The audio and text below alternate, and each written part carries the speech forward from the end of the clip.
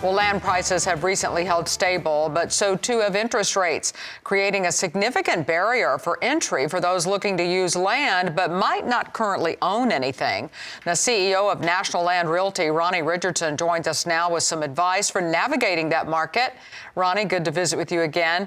Now, I know that times like this is where leasing becomes a great option as there's less of a requirement for significant upfront capital. Can you expand on that? Yes, thanks for having us again, Tammy. It's always a pleasure to be here. And with the farmland prices at a high where they are, with the inflation that we've had over the last couple of years, it is very tough for a beginning farmer that's not inherited some land to get into the farming business.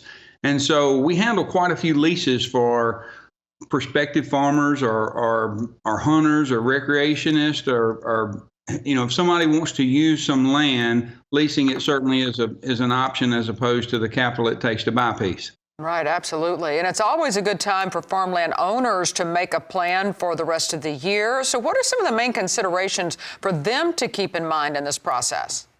If I was and I own a couple of farms, and one of the main things that is important to me as a landowner is getting a good steward of the land if I'm going to lease it to them.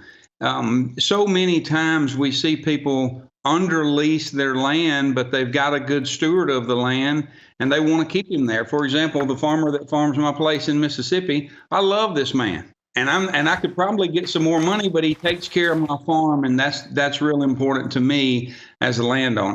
The second thing I would say to a landowner is, even though you want a good steward of the land, you also want to maximize the value of that land. For example, on some of the farms we manage, we may have 2, maybe even 3 tenants on that property. We may have a row crop farmer, and we may have a hunter that we're leasing the recreational value to. Then we may be leasing a site for a cellular tower.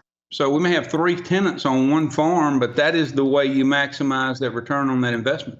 That's remarkable. So now I know part of leasing means improving your land now to help drive up lease rates later. Any recommendations there?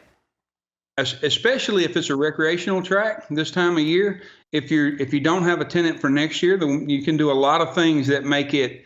We talk about this all the time about houses, and it's very similar to getting ready to sell a house. If you want to lease your piece of property, the easier it is to navigate and to get around and to see deer trails and to have trail camera pictures of deer or ducks or duck counts or crop yields. All those things you need to begin to gather up if you don't have a tenant for next year. It will certainly improve your yield.